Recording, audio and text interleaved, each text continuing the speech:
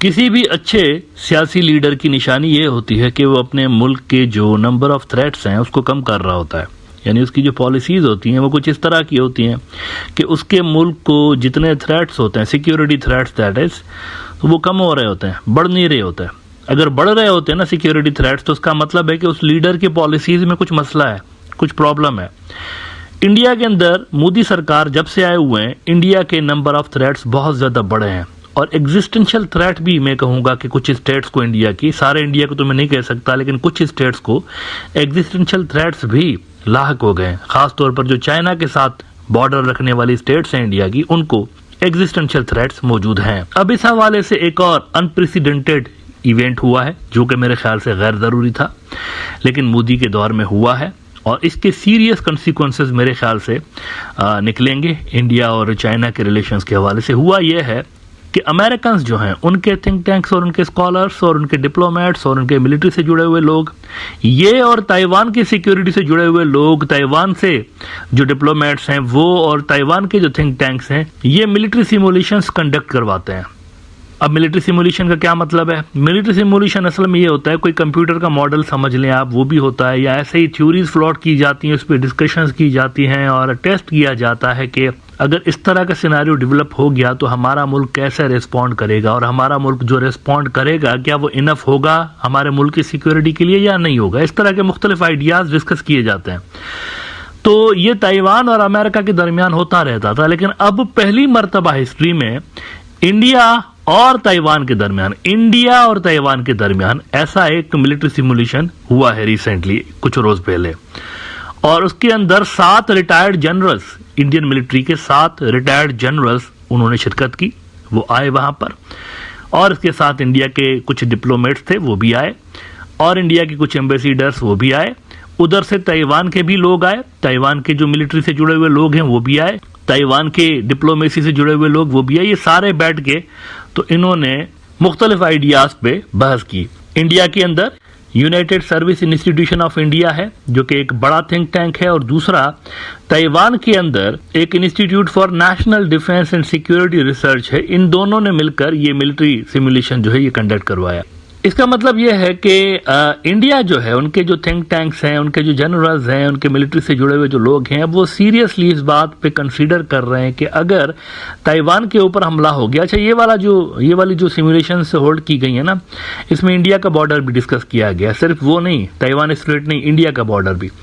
यानी ये डिस्कस किया गया कि अगर चाइना अटैक लॉन्च करता है इंडिया के ऊपर तो ताइवान किस तरह से हेल्पफुल हो सकता है, और इंडिया की जो एग्जिस्टिंग पॉलिसीज हैं डिफेंस के हवाले से क्या वो कैपेबल हैं या नहीं है। एक तो ये डिस्कस किया गया ना, दूसरा ताइवान स्ट्रेट का मामला भी डिस्कस किया गया। तो इंडिया के अंदर अब सीरियसली मिलिट्री के सर्कल्स के अंदर और डिप्लोमेटिक सर्कल्स के अंदर ये डिस्कशंस हो रही हैं कि ताइवान के ऊपर अगर हमला हुआ तो हम कैसे अपना रोल प्ले कर सकते हैं, या हमारे ऊपर अगर हमला हो गया तो हम कैसे रोल प्ले कर सकते हैं। इसका मतलब यह है कि जो थ्रेट लेवल है इंडिया का वो सिग्निफिकेंटली ग्रो हुआ है, मोदी के टेन्योर के अंदर सिग्निफिकेंटली ग्रो हुआ है। ये थ्रेट इतना बड़ा नहीं था पहले, मतलब ये जो बॉर्डर था एलएसी शांत किस्म का बॉर्डर था, मतलब सारी दुनिया जानती है इसके ऊपर तो इतनी मिलिट्री नहीं खड़ी होती थी। और ऑन टॉप ऑफ दैट ये जो कांग्रेस की गवर्नमेंट्स रही है मुख्तलिफ अदवार में, उन्होंने तो इस तरह के मुआहदात भी करके इंडिया को एक तरह से ब्लेसिंग रहे हैं उनके जो मुआहदात है। मिसाल के तौर पर ये जो मुआहदा है कि लीथल वेपन्स कैरी नहीं करेंगी फोर्सेस, फ्रंट रो के अंदर जो खड़ी होती हैं, फ्रंट लाइन पे जो खड़ी होती हैं, लीथल वेपन्स नहीं कैरी करेंगे, डंडे और सोटे कैरी करेंगे। ये कितना बड़ा मुआहदा है दोनों के दरमियान, आप देखिए। अगर ये ना होता ना, ये कई डेकेड से लेकर कांग्रेस के दौर में हुआ था, कई डेकेड से चलता चला आ रहा है, तो अब तक हजारों इंडियन फौजी मारे जा चुके होते।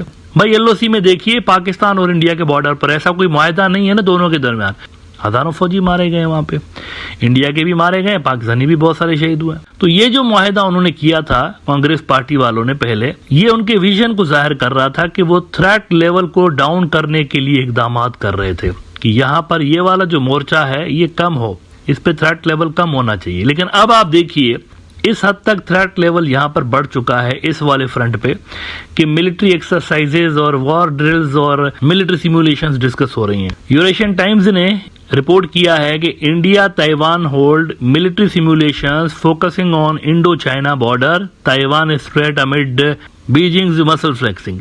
और इसमें कहते हैं कि think tanks from Taiwan and India recently concluded the military simulations which focused on scenarios pertaining to the Taiwan Strait and the Sino-Taiwan border in 2035. I think ये बहुत आगे की सोच रहे हैं. I don't think कि इतना आगे कहानी चलेगी.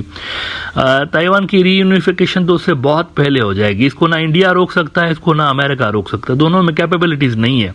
सबसे बड़ी इसकी जो वजह है वो जियोग्राफिकल लिमिटेशंस है. ताइवान बहुत पास है चाइना के, और चाइना का जो मिलिट्री पावर है वो मेनलैंड के अंदर ही है. अमेरिका की तरह उन्होंने दुनिया भर में स्कैटर्ड करके नहीं रखा कि इधर भी ये फौज, उधर भी है, इधर भी है, इधर भी है, हर जगह फौजी फौज है उनकी. ऐसा नहीं है.